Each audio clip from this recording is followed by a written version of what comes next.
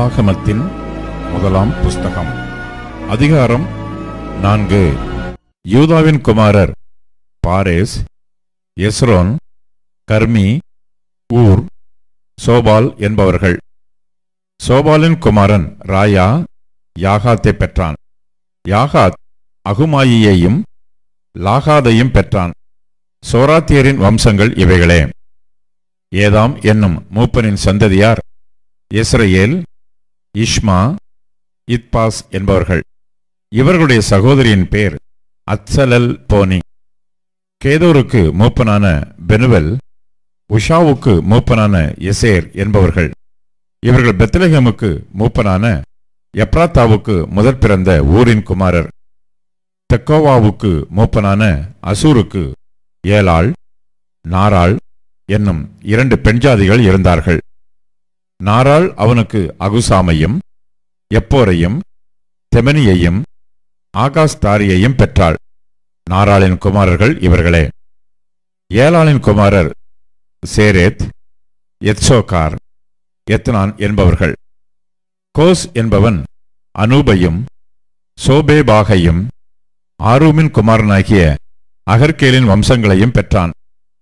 யாபேஸ் தன் சகோதரரை பார்க்கிலும் கனம் பெற்றவனாயிருந்தான். அவன் தாய், நான் துக்கத்தோடு அவனை பெற்றேன் என்று சொல்லி அவனுக்கு யாபேஸ் என்று பெயரிட்டாள்.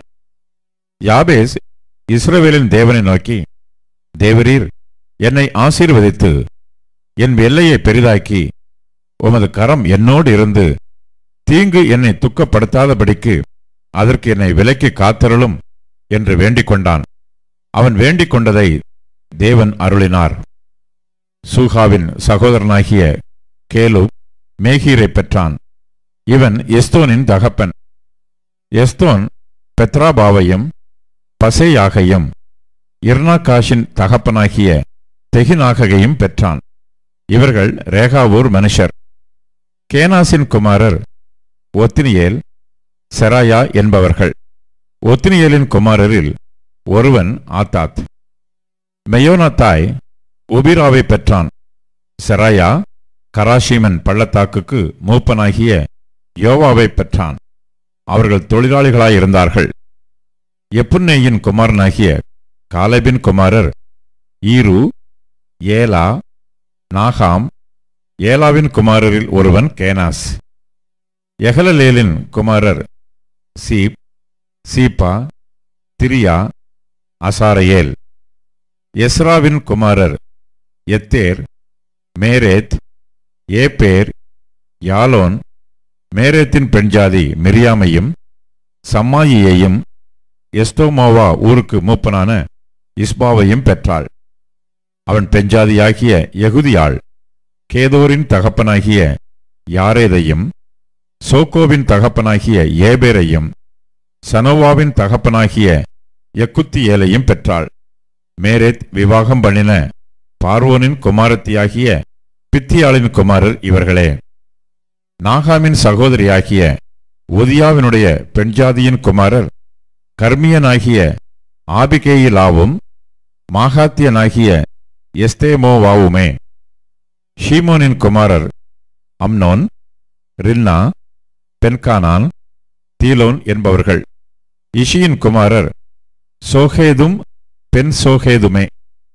யூதாவின் குமாரனாகிய சேலாகின் புத்திரர் லேக்காவூர் மூப்பனான ஏரும், மரேசாவூர் மூப்பனான லாலாகும், மெல்லிய புடவை நெய்த அஸ்பையா வீட்டு வம்சங்களும், யோக்கீமும், கோசேபாவின் மனுஷரும், மோவாபியரை ஆண்ட யோவாஸ், சாராப் என்பவர்களும், யசுபிலேகுமே.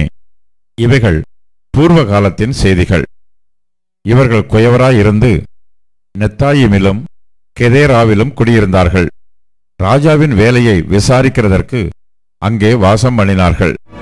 ஆதியாகமம் அதிகாரம் 46 வசனம் 13. இசக்காருடைய குமாரர் தோலா, பூவா, யோபு, சிம்ரோன் என்பவர்கள். நாளாகமத்தின் முதலாம் புஸ்தகம் அதிகாரம் 7 வசனங்கள் 1 முதல் 5 வரை. இசக்காருடைய குமாரர் தோலா, பூவா, யசுப், சிம்ரோன் என்னும் 4 பேர். தோலாவின் குமாரர் ஊசி, ரெப்பாயா, எரியேல், யக்மாயி, இப்சாம், சாமுவேல் என்பவர்கள்.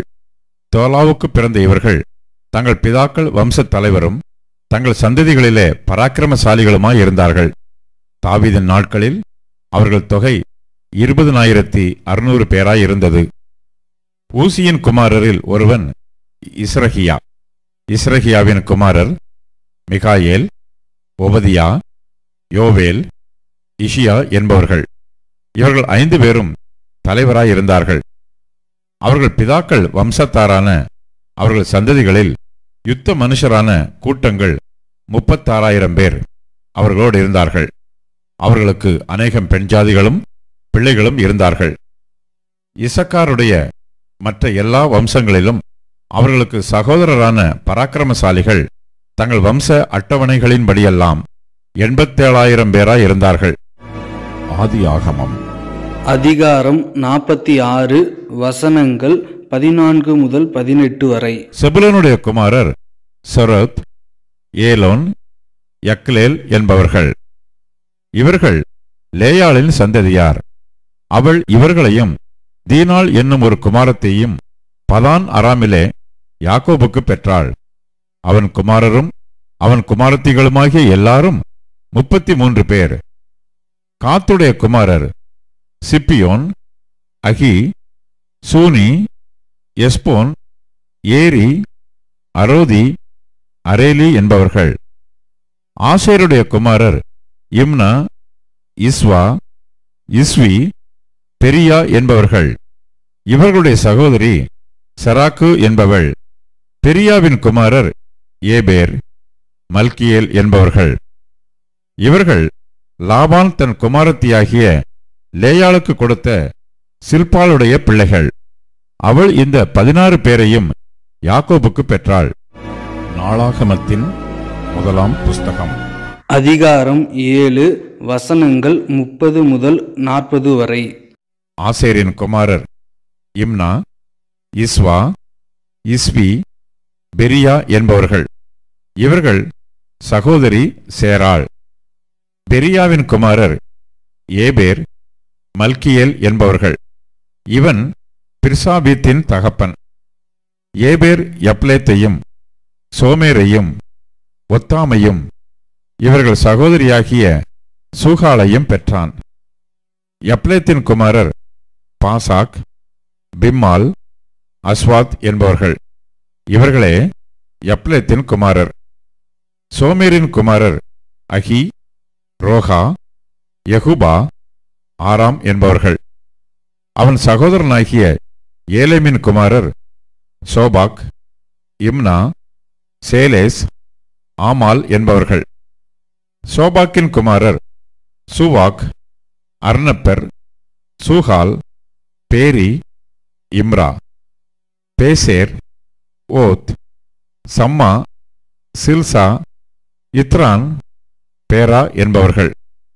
எத்தேரின் குமாரர் எப்புனே, பிஸ்பா, ஆரா என்பவர்கள். உல்லாவின் குமாரர் ஆராக், அன்னியேல், ரித்சியா என்பவர்கள். ஆசேரின் புத்திரராகிய இவர்கள் எல்லாரும் தங்கள் பிதாக்களின் வம்சத் தலைவரும் தெரிந்து கொள்ளப்பட்ட பராக்கிரமசாலிகளும் பிரபுக்களின் தலைவருமாயிருந்தார்கள். அவர்கள் வம்ச அட்டவணைகளில் யுத்தத்திற்கு போகத்தக்க சேவகரின் இலக்கம் 26,000 பேர். ஆதியாகமம் அதிகாரம் 46 வசனங்கள் 19 முதல் 25 வரை. யாக்கோபின் மனைவியாகிய ராகேலுடைய குமாரர் யோசேப்பு, பென்யமீன் என்பவர்கள். யோசேப்புக்கு எகிப்து தேசத்திலே மனாசேயும் எப்ராயீமும் பிறந்தார்கள். அவர்களை ஓன் பட்டணத்து ஆசாரியனாகிய போத்திபிராவின் குமாரத்தியாகிய ஆஸ்நாத் அவனுக்கு பெற்றாள். பென்யமீனுடைய குமாரர் பேலா, பேகேர், அஸ்பேல், கேரா, நாகமான், ஏகி, ரோஷ், முப்பிம், உப்பிம், ஆர்து என்பவர்கள். ராகேல் யாக்கோபுக்கு பெற்ற குமாரராகிய இவர்கள் எல்லாரும் 14 பேர். தானுடைய குமாரன் உசீம் என்பவன். நப்தலியின் குமாரர் யாத்சியேல், கூனி, எத்சேர், சில்லேம் என்பவர்கள். இவர்கள் லாபான் தன் குமாரத்தியாகிய ராகேலுக்கு கொடுத்த பில்காள் யாக்கோபுக்கு பெற்றவர்கள். இவர்கள் எல்லாரும் 7 பேர். நாளாகமத்தின் முதலாம் புஸ்தகம். அதிகாரம் 7 வசனங்கள் 6 முதல் 13 வரை. பென்யமீன் குமாரர் பேலா, பெகேர், எதியாயேல் என்னும் 3 பேர். பேலாவின் குமாரர் எஸ்போன், ஊசி, ஊசியேல், எரிமோத், இரி என்பவர்கள். இவர்கள் தங்கள் பிதாக்களின் வம்சத்தில் பராக்கிரமசாலிகளான 5 தலைவராயிருந்தார்கள். இவர்கள் வம்ச அட்டவணைக்குள்ளானவர்கள் 20,034 பேர். பெகேரின் குமாரர் செமிரா, யோவாஸ், எலியேசர், எலியோனாய், உம்ரி, எரிமோத், அபியா, ஆனதோத், அலமேத் என்பவர்கள். இவர்கள் எல்லாரும் பெகேரின் குமாரர். தங்கள் பிதாக்களின் வம்சத் தலைவராகிய அவர்கள் சந்ததிகளின் அட்டவணைக்குள்ளான பராக்கிரமசாலிகள் 20,200 பேர். எதியாயேலின் குமாரரில் ஒருவன் பில்கான். பில்கானின் குமாரர் ஏயூஷ், பென்யமீன், ஏகூத், கெனானா, சேத்தான், தர்ஷீஸ், அகிஷாக்கார் என்பவர்கள். எதியாயேலின் குமாரராகிய இவர்கள் எல்லாரும் தங்கள் பிதாக்கள் வம்சத்தாரில் தலைவராயிருந்தார்கள். இவர்களில் யுத்தத்திற்கு போகத்தக்க சேவகரான பராக்கிரமசாலிகள் 17,200 பேர். சுப்பீமும் உப்பீமும் ஈரின் குமாரர். ஊசிம் ஆகேரின் குமாரரில் ஒருவன். நப்தலியின் குமாரரான பில்காளின் பேரன்மார் யாத்சியேல், கூனி, எத்சேர், சல்லூம் என்பவர்கள். ஆதியாகமம் அதிகாரம் 46 வசனங்கள் 26 முதல் 34 வரை. யாக்கோபுடைய குமாரரின் மனைவிகளைத் தவிர அவனுடைய கற்பப்பிறப்பாய் இருந்து அவன் மூலமாய் எகிப்திலே வந்தவர்கள் எல்லாரும் 66 பேர். யோசேப்புக்கு எகிப்திலே பிறந்த குமாரர் 2 பேர். ஆக எகிப்துக்கு போன யாக்கோபின் குடும்பத்தார் 70 பேர். கோசேன் நாட்டிலே தன்னை யோசேப்பு சந்திக்க வரும்படி சொல்ல யூதாவை தனக்கு முன்னாக அவனிடத்தில் யாக்கோபு அனுப்பினான். அவர்கள் கோசோனிலே சேர்ந்தார்கள். யோசேப்பு தன் இரதத்தை ஆயத்தப்படுத்தி அதன் மேல் ஏறி தன் தகப்பனாகிய இஸ்ரவேலை சந்திக்கும்படி போய் அவனை கண்டு அவனுடைய கழுத்தை கட்டிக்கொண்டு வெகுநேரம் அவன் கழுத்தை விடாமல் அழுதான். அப்பொழுது இஸ்ரவேல் யோசேப்பை பார்த்து, நீ இன்னும் உயிரோடு இருக்கிறாயே, நான் உன் முகத்தை கண்டேன், எனக்கு இப்போது மரணம் வந்தாலும் வரட்டும் என்றான். பின்பு யோசேப்பு தன் சகோதரரையும் தன் தகப்பனுடைய குடும்பத்தாரையும் நோக்கி, நான் பார்வோனிடத்துக்கு போய் கானான் தேசத்திலிருந்து என் சகோதரரும் என் தகப்பன் குடும்பத்தாரும் என்னிடத்தில் வந்திருக்கிறார்கள். அவர்கள் மேய்ப்பர்கள். ஆடு மாடுகளை மேய்க்கிறது அவர்கள் தொழில். அவர்கள் தங்கள் ஆடு மாடுகளையும் தங்களுக்கு உண்டான எல்லாவற்றையும் கொண்டு வந்தார்கள் என்று அவருக்கு சொல்லுகிறேன். பார்வோன் உங்களை அழைத்து உங்கள் தொழில் என்ன என்று கேட்டால், நீங்கள் கோசேன் நாட்டிலே குடியிருக்கும்படி அவனை நோக்கி, எங்கள் பிதாக்களைப் போல உமது அடியாராகிய நாங்களும் எங்கள் சிறு வயது முதல் இதுவரைக்கும் மேய்ப்பர்களாய் இருக்கிறோம் என்று சொல்லுங்கள். மேய்ப்பர்கள் எல்லாரும் எகிப்தியருக்கு அருவருப்பாய் இருக்கிறார்கள் என்றான்.